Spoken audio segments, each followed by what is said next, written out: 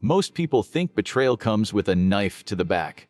But sometimes, it comes with a gentle smile, a favor too many, and a lifetime of being taken for granted. That's how it started for me, not with violence or screaming. Just quiet expectation. I was the eldest son, the one who was supposed to handle it all. 12 years ago, my father lost his job. He'd been a machine operator at a small manufacturing plant that closed down overnight. The severance wasn't much, and my mom's part-time retail gig barely paid for groceries. I had just graduated with a degree in finance, fresh into the world and very ready to help out, until things got better. I was only 23 when I paid their rent for the first time. It was supposed to be temporary. 1 month became three became a year, and before I realized it, I was footing every bill under their roof. Electricity, car repairs, prescriptions, property taxes. They never once asked how it affected me. They just assumed I'd be fine. I didn't live with them anymore, but I may as well have. Every month, I'd get a text from my mom's. "Can you cover the water bill this time, Eric? Your dad's check hasn't come in yet." Or worse, "Your brother needs new tires. He's been driving on balds. Can you help?" That was Ryan, my younger brother, the golden child. Ryan was everything I wasn't. Reckless, loud, impulsive, and somehow adored for it. He was the kid who could crash the family car on a drunken joyride and still be treated like a misunderstood genius. He floated from one failed business idea to the next, each funded quietly behind the scenes by my parents. With my money, they never asked Ryan to sacrifice, only me. He was charming, I'll give him that. Good looks, smooth talk, and zero accountability. When he dropped out of college in his second year, my parents blamed the rigid education system. When he got arrested for public intoxication, it was the cops who were too aggressive. When he maxed out 2 credit cards, they said, "He's just learning how the world works." Meanwhile, I was living like a monk. I drove a 12-year-old Toyota. I skipped vacations. I ate canned soup for dinner some weeks just to make sure I could cover both my apartment and their bills. I had dreams of starting my own business, of building something from the ground up. But every time I saved enough to make the leap, a new emergency popped up. I used to fantasize about what it would feel like to have someone care about my struggles. Just once, I wanted my mother to call and ask, "Eric, how are you doing?" She never did. One particular winter still burns in my mind. It was 2016. I caught pneumonia and couldn't work for 2 weeks. I was coughing up blood and barely keeping food down. I called my mom, told her I was sick and falling behind on rent. She said she was sorry to hear that, but then asked if I could still help Ryan with his overdue insurance payment. I should have said no, but I didn't. I paid it. And that's when I realized I wasn't their son anymore. I was their lifeline, their silent mule, their backup plan. The thing is, I didn't mind being the responsible one. I just never imagined being punished for it. When Ryan crashed a brand new motorcycle, one that my parents secretly bought for him using a loan signed in my name, I didn't scream. When I found out he used my social security number to apply for a gas card he never paid, I didn't report him. I chalked it up to family. But even loyalty has limits, and mine was running out. They didn't notice me pulling away. They never do when they're always pulling you in. By the time I turned 34, I had managed to open a modest but profitable real estate firm. It wasn't flashy, but it was mine. Finally, I rented out a few properties, made careful investments, and was on my way to financial independence. For the first time, I felt like I was coming up for air. And that's when the dinner invitation came. "We're cooking your favorite tonight, pot roast," my mom said over the phone, sweet as honey. "Your father and I just want to talk." I should have known. Because the moment I walked into that house, the same living room where I'd sat countless times fixing Wi-Fi, reviewing bank statements, replacing light bulbs, I felt it in my bones. They didn't want to reconnect. They wanted something. And this time, they were going to ask for too much. The night of the pot roast dinner was like watching a play you already knew the lines to.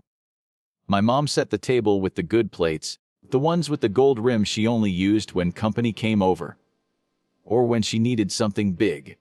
My father sat at the head of the table, pretending to be in a good mood. Ryan was already halfway through his second beer, looking as carefree as ever. "So," my father said, cutting into the silence with his gruff voice, "your brother's got a real opportunity now. Here we go."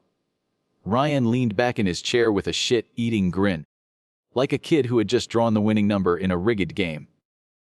"There's this new tech startup," he said. "It's going to change the way small businesses handle delivery logistics. Think DoorDash, but for local furniture stores. I've got a partner ready, but I need seed money. The bank's willing to offer a $90,000 loan, but they want a co-signer." He looked directly at me. So did my parents. The air felt like it had been sucked out of the room.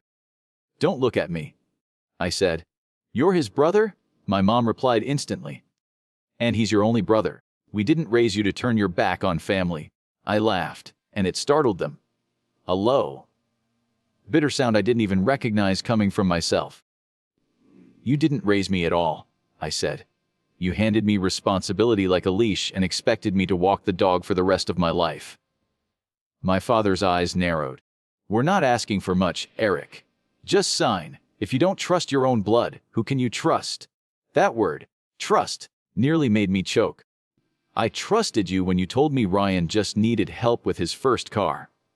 I trusted you when you said that loan was just a formality. I trusted you when you asked me to help out with a few groceries while Ryan was partying across the state. Where did all that trust get me?" Ryan scoffed. "Man, you act like you've been carrying us your whole life." "You mean I haven't?" I asked. "Let's open the books. Who paid for the roof leak 2 winters ago? Who bailed you out when you got arrested for drunk driving and needed a lawyer? Who paid off Dad's past due credit cards to stop the collections from calling?" No one answered. They just looked uncomfortable. Because they knew. The weeks that followed were pure psychological warfare. Every call, every message, every knock on the door was another bullet in their campaign of guilt.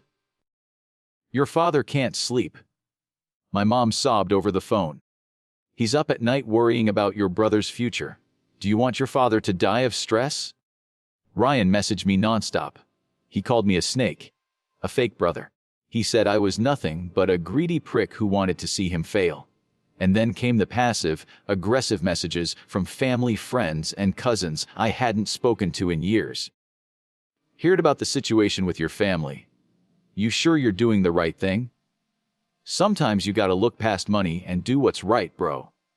I stayed silent, not because I was unsure, but because I was exhausted, tired of carrying people who would never carry me back. But silence doesn't stop sabotage. I run a real estate business, managing small rental properties and handling transactions for mid-tier buyers and sellers. It's not flashy, but it's enough to sustain me. And more importantly, it's mine. One afternoon I noticed something strange. A potential client backed out of a deal last minute. Said they heard things. Another client suddenly ghosted me after a promising walkthrough. I dug deeper and found out Ryan had been in touch with one of my competitors, feeding them leads, documents, even personal information he'd gotten access to through my parents' email accounts. He'd used family trust as a weapon. Again. He was trying to bleed my business dry, slowly, quietly. I confronted him in the driveway of my parents' house one evening. "You really think you can take what I built?" I asked. Ryan didn't flinch. He actually smiled. "I'm just evening the score," he said. "You think you're better than us because you wear suits and pay your bills on time. News flash, you're not. You're just bitter no one claps for you when you show up dop." I stepped in closer, barely controlling myself. Claps. I never wanted claps. I just wanted decency.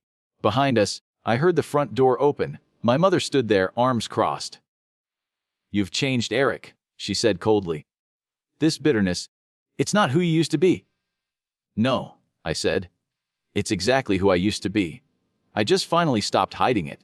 It didn't stop there.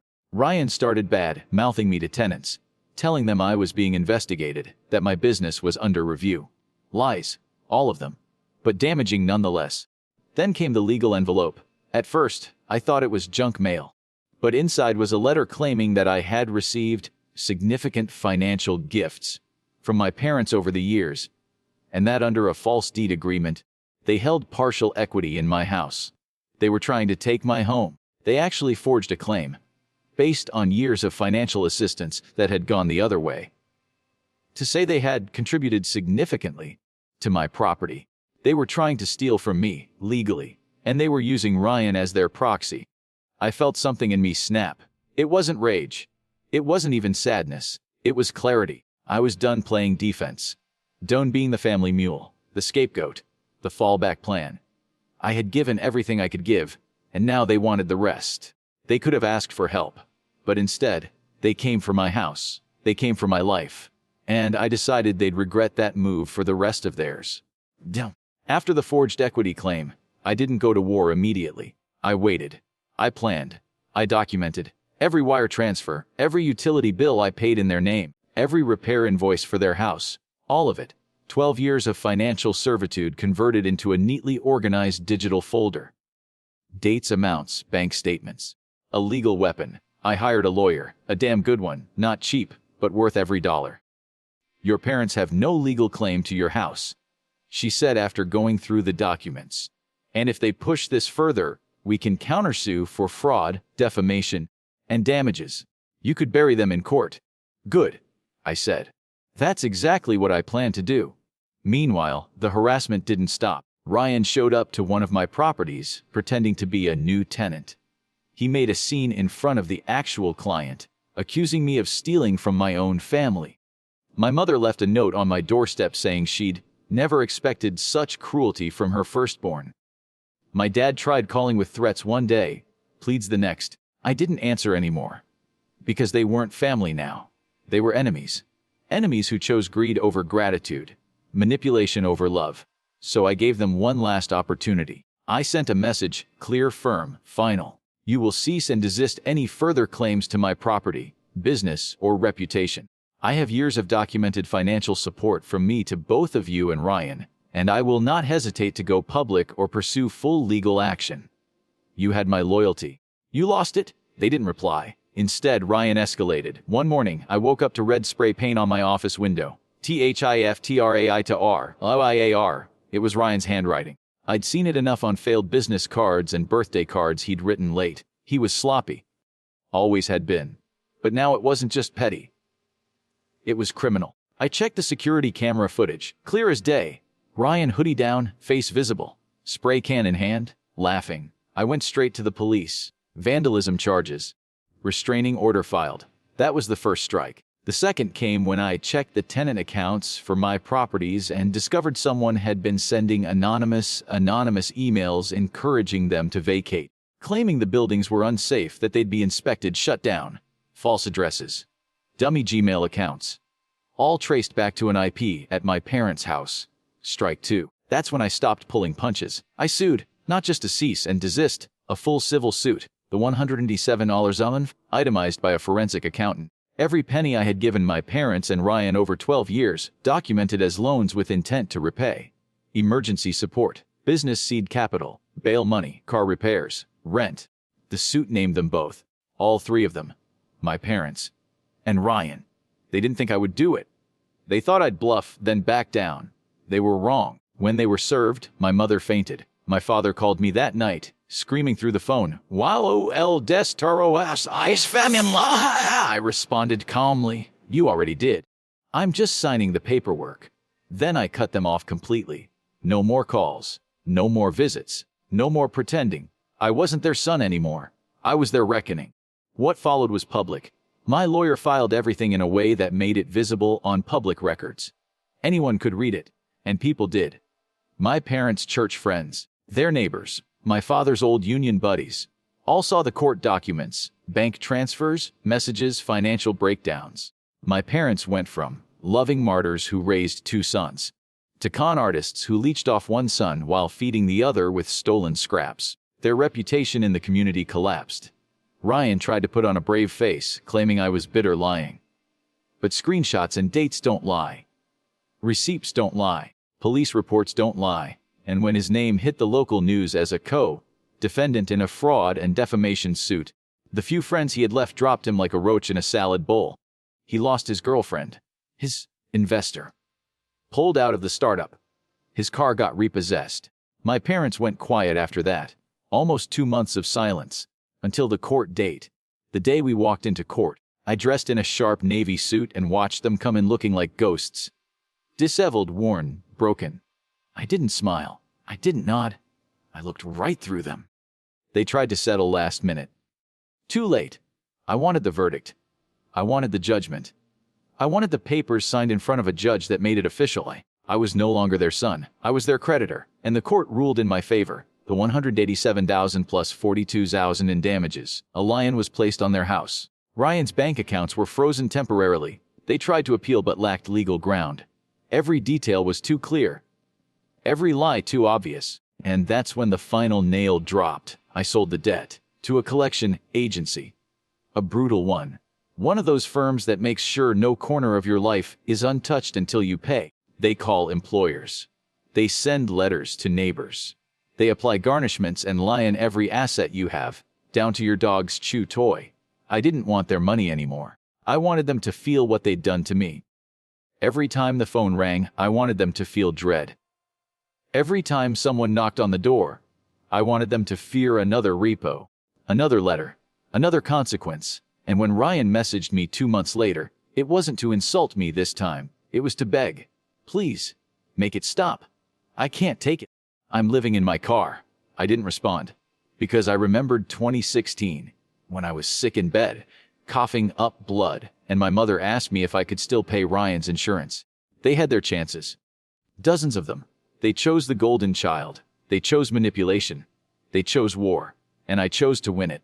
3 months after the judgment, I got a voicemail from my mother. Her voice, once the constant background noise of my life, was hoarse, cracked, and scared. Eric, it's your mom. We lost the house. They came yesterday. We didn't know it would be this fast. Please, can you just talk to them? Help us figure this out. Just a phone call. Were your parents? Baby, I deleted the message. Not because it didn't hurt, but because it did. And I wasn't going to let that pain undo everything I had worked for. For years, they'd treated me like a machine, a wallet, a punching bag. Now they were learning what life looks like when the machine shuts down. They had no backup plan because they never needed one. I was the plan. They'd never thought I'd walk away. But I didn't just walk. I built a wall behind me and lit the bridge on fire. 6 weeks after the judgment, the collection agency didn't just chase debt. They bought control. They put a lion on my parents' car. Their house, before it was foreclosed. And even garnished what little social security payments were in my father's name. Ryan's bank accounts were drained. His tax returns seized. He tried working under the table at a vape shop. I reported it anonymously to the agency and the IRS. His license suspended. His credit obliterated. He couldn't rent an apartment, couldn't get approved for a prepaid phone. He tried squatting at one of his friends' basements. Got kicked out when collection calls started showing up at that address too. He lived out of a busted Toyota Corolla for 2 months. The same Corolla I co-signed for 10 years ago and paid off myself when he skipped out on the final 4 payments. The irony wasn't lost on me. The real twist, I bought the house. 3 months after foreclosure, my parents' house went to auction. I bought it. Under a holding company name. Anonymous. Quiet. Clean. They didn't know at first, but they found out when I showed up, holding the deed, with 2 men and a locksmith. They were still squatting inside, trying to delay the inevitable. My father tried to posture. Told me this was beneath me. That I was throwing away blood. My mother just cried. Ryan wasn't there. He'd already abandoned them. Like rats off a sinking ship. I walked through that house. Every creaking floorboard, every familiar photo on the wall, every dent in the door from when I was grounded and slammed it as a teenager. And then I told them, you have 48 hours. No exceptions. I'll be sending professionals to pack and move your things to a storage facility of my choice. After that, if you're still here, I'll have you removed. My mother begged. My father cursed. I turned around and walked out. That was the last time I saw either of them in person. Ryan tried something desperate. 2 weeks later, I got an email. From Ryan. Subject: you win. But here's the truth. It was 6 pages of rambling bullshit. Him blaming our parents. Him blaming the world. Saying he never asked to be the favorite. That he never realized how hard I had it until it was too late. And at the end, a pathetic plea. I messed up. but I need a fresh start. I heard you bought some new properties. Could you, maybe put in a word, a job, even something small? I'll work my way up. I'll pay you back." That message sat in my inbox for 10 minutes before I hit forward and sent it to the collection agency contact. I knew he had some part-time cash he wasn't reporting. Now they knew too. He was back to zero in days. Public fallout: our family name was ruined in town. They weren't invited anywhere anymore. The same people who used to praise my mother's homemade pies and call my father a salt of the earth man now crossed the street when they saw them coming. People whispered, "Can you believe what they did to their son?" Thought that Eric kid was just quiet. But turns out he was the only decent one. It killed them. Their reputation meant more to them than money. And I destroyed it. Not out of pettiness, but because they weaponized my silence for too long. And when I finally spoke, I made sure the world listened. I converted their home into a shelter. The final blow wasn't loud. It didn't come with yelling or a courtroom. It came 6 months after I bought their house. I renovated it, cleaned it top to bottom, repaired the kitchen, fixed the leaky bathroom they always ignored, installed new floors. And then I signed it over to a local nonprofit. It became a shelter for battered women and children escaping domestic violence. The same home where I spent years being ignored, insulted, used, was now a sanctuary for people looking to escape the same kind of neglect I lived through. A reporter picked up the story, did a small piece on it. No names were mentioned, but locals knew. Word spread. They heard who did it. They heard why.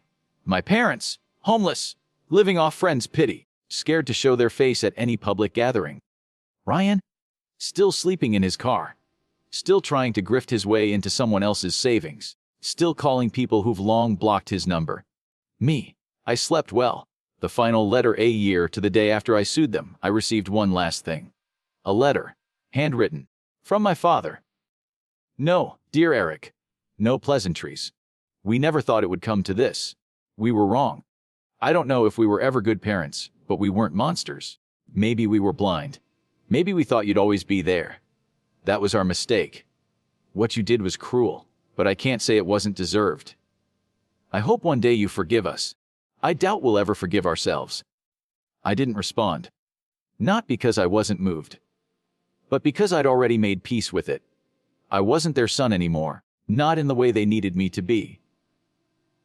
I was the one who cleaned up after their mess, who bailed them out of every mistake, who worked while they celebrated, who sacrificed while they spoiled the one who never gave anything back. They made me a villain in their story, so I became one, and it was the best thing I ever did. THEEND